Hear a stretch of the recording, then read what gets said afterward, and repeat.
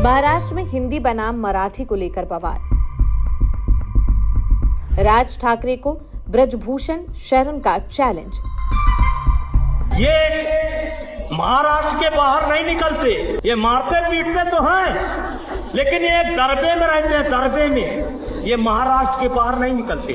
हम तो सोचते थे किसी दिन एयरपोर्ट पर मुलाकात हो जाए, कुछ बातचीत हो जाए, दो हाथ हो जाए, फैसला हो जाए। आखिर आपस में क्यों भिड़े राज ठाकरे और ब्रजभूषण से? पिछले कुछ दिनों से महाराष्ट्र में हिंदी बोलने वालों का जमकर विरोध हो रहा है। कई जगहों पर शिव सैनिकों ने मराठी न आने पर हिंदी भाषा के लोगों को पीट डाला और उनके साथ गाली गलौज भी की। ये सब तब शुरू हुआ जब महाराष्ट्र की फडणवीस सरकार ने स्कूल के पाठ्यक्रम में बदलाव करने का ऐलान किया और हिंदी पढ़ाए जाने को लेकर जोर दिया। हालांकि महाराष्ट्र सरकार ने इस फैसले को वापस ले लिया, लेकिन इसी बीच मराठी अस्मिता की सियासत तेज हो गई है। हिंदी के खिलाफ एक बार फिर ठाकरे परिवार यानी राज ठाकरे और उद्धव ठाकरे एक साथ आ गए हैं और अब उनका जवाब हिंदी भाषी नेता दे रही हैं। बीजेपी के पूर्व सांसद ब्रजभूषण शरण सिंह ने राज ठाकरे को चैलेंज किया। उन्होंने कहा कि दम है तो वो अयोध्या रामलला का दर्शन करने आकर दिखाएं। इसका वीडियो सोशल मीडिया पर वायरल हो रहा है। राज ठाकरे को क्या बोले हैं ब्रजभूषण शरण सिंह? सोशल मीडिया पर वायरल हो रही वीडियो में ब्रजभूषण को ये कहते हुए सुना जा सकता है कि भैया ये महाराष्ट्र से बाहर नहीं निकलते हैं, मारते पीटते तो हैं, लेकिन ये लोग दड़बे में रहते हैं। पहली बार महाराष्ट्र से बच्चा बाहर निकल रहा है। ये साल 2008 में निकले होते तब भी ब्रजभूषण शरण सिंह इनको मिलते। साल 2012 में निकले होते तब इनको ब्रजभूषण शरण सिंह मिलते। 2019 में निकले होते तब भी इनको मिलता। मैं तो इनसे साल 2008 से मिलना चाहता हूं। हम तो सोचते थे कि कहीं एयरपोर्ट पे इनसे मुलाकात हो जाए, लेकिन आप लोग कहीं निकलते ही नहीं हैं और पूछते हो ब्रजभूषण शरण सिंह कौन है। हालांकि इस वीडियो के समय की पुष्टि जनसत्ता नहीं करता। यही नहीं, ब्रजभूषण ने एक न्यूज चैनल से बातचीत के दौरान राज ठाकरे को ललकारा है। उन्होंने कहा कि राज ठाकरे अयोध्या नहीं आ सकते, नहीं आ सकते तो नहीं आ सकते। कोई माई का लाल पैदा नहीं हुआ, उनको यहाँ लेकर आए। यहाँ आने से पहले उनको उत्तर भारतीयों से माफी मांगनी पड़ेगी, तभी वो यहाँ आ सकते हैं। इस पूरे मामले पर बीजेपी सांसद निशिकांत दुबे ने भी विवादित बयान दिया है। सुनिए उन्होंने क्या कुछ कहा। देखिए क्या है कि आप क्या कर रहे हो कि मराठी बोलना होगा? आप किसकी रोटी खा रहे हो?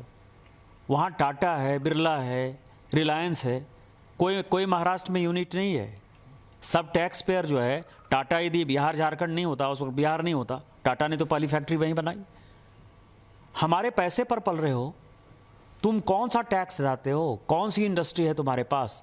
माइंस हमारे पास है, झारखंड के पास है, छत्तीसगढ़ के पास है, मध्य प्रदेश के पास है, उड़ीसा के पास है। आपके पास कौन सी माइंस है?